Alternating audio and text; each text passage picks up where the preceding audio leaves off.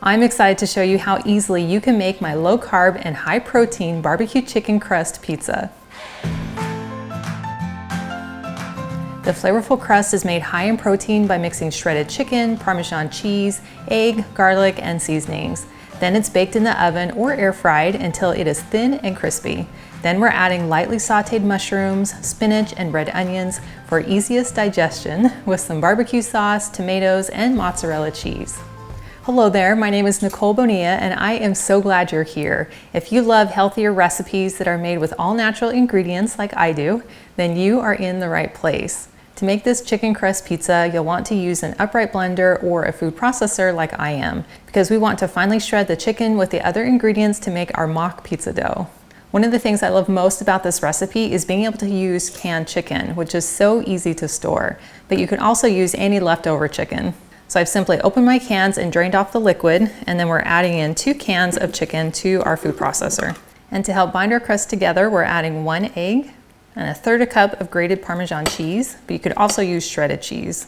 Next, we're adding 2 tablespoons of oil, and you could use avocado oil or extra virgin olive oil. My favorite is light olive oil. Next, I'm adding 3 cloves of garlic that I've just roughly chopped, but you could also use garlic powder. Then we're adding 2 teaspoons of some Italian seasoning, 1/2 teaspoon of salt, and a dash of pepper. Then we're going to put on our lid and mix this on high until all those ingredients are very well blended. And about halfway through, you'll want to come in with a spatula and just push all your ingredients down to make sure they all get well incorporated. And then we'll continue blending. Well, that looks perfect. Now when it comes to shaping our pizza crust, you can use any shape you like, including rectangle, square, circle, triangle, whatever floats your boat. I'm just placing a piece of parchment paper over the circular pizza pan, and I'll just drop the mixture right on top. And then with my spatula, I'll just start spreading the dough out. And now that I have this roughly at the size that I want, I'm gonna go ahead and put a little bit of oil onto my hands so that they're not sticky. And then I can go through and just press out my dough and shape a nice rounded edge. And I like to build it up so it's just a little bit thicker on the edge, which makes it easier to handle and eat later. And this is a 14-inch pizza pan, so this recipe makes roughly a 12-inch round pizza. Well, this looks fantastic and is ready to go into a 400-degree oven for about 30 minutes, or until it's just starting to turn a golden brown. Now, we don't want it to be completely cooked because we'll be taking it out of the oven and then adding our toppings and then putting it back in. Now that the pizza is in the oven, we can go ahead and prep our ingredients that we'll be putting on top of our pizza. Now, of course, you can customize this exactly the way that you like it. I love adding really subtle vegetables that I can saute first, which makes them easiest to digest. So in my medium-sized fry pan, I'm just gonna add about 1 tablespoon of some olive oil, and then I'm gonna add 1 cup of sliced mushrooms, as well as 1/4 of a red onion. And we'll go ahead and spread these out so they all have contact with the pan. Season with a little bit of salt. As soon as I see them starting to wilt, I'll move them around so that they're all evenly cooked. And the ones that are more cooked, I'll just move to the outer edge. My mushrooms have cooked a little quicker than my onions, so I'm going to quickly move those out of my pan onto a paper towel just on my cutting board. And then we'll continue to let the onions cook for about another minute until they're nice and soft. And now that my onions are nice and translucent, I'll go ahead and move them onto my paper towel. And we'll add just a little more of our olive oil. And then I'm going to add 2 cups of some baby spinach. And season with a little salt. And then I'll stir these around and just let them cook until they are wilted and soft. So after about 2 minutes, our spinach is all nice and wilted. So I'm going to go ahead and add it to our paper towel as well.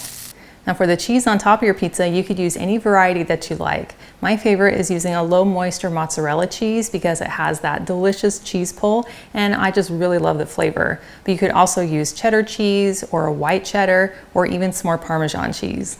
So I'm going to go ahead and grate 1 cup of cheese so it's all ready. But I will leave my cheese close by just in case we want to add a little bit more once we assemble our pizza.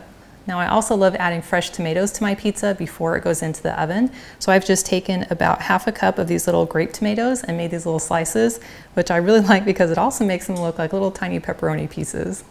Now that we have all of our ingredients prepped, we'll just wait until our pizza crust is done. Our pizza crust just came out of the oven, and then I did allow it to cool on my counter just for a few minutes. And you can see that the crust is just lightly golden and starting to brown just on the edges. And as you lift it up, you can see that it has a nice body and shape. You can't have a barbecue chicken pizza without barbecue sauce. So I'm gonna go ahead and start with my barbecue sauce here that is naturally sweetened. And then I'm just going to spread that around on the crust. Next, you can decide if you want to have all of your vegetables on top of your cheese or if you'd like to have them melted underneath your cheese. Now, I do have a few pickier eaters in my house, so I like to kind of camouflage the green vegetables that I add to pizza. So I'm going to take my sauteed spinach and just spread it around so that it is underneath my cheese. Then they'll never know it's there. And now I'll go ahead and add my mozzarella cheese. And I'm just going to spread this all over the top of my spinach. Now this was 1 cup of cheese, and I do think it needs a little bit more. So I'm going to go ahead and grate on some more cheese. And then next I'm going to spread on our sauteed mushrooms. And then we can add our red onions, which taste so good with the chicken and the barbecue sauce. Now, of course, you could add some raw mushrooms and red onions to your pizza. You don't have to saute them first like I did. And then to finish it off, I'm going to add some of my fresh tomatoes. And since one of my life mottos is you can never have too much cheese, I'm going to go ahead and grate just a little bit more on the top and make sure I get all the cheese on my board. Well, this pizza looks gorgeous, and it is ready to go back into our oven for about another 6 or 7 minutes, or until that cheese is melted and bubbly. And if you'd like to have that cheese just a little bit toasted on top, you could set your oven to broil. But if you've put your pizza on parchment paper like I have, you'll want to take your scissors and just go around and cut off the excess paper. And this will help prevent your paper from accidentally catching on fire if it gets too close to the broiler. Well, here's the pizza after 6 minutes in the oven, and then I did set it to broil for an additional minute, and it looks gorgeous. It's just lightly toasted on the top.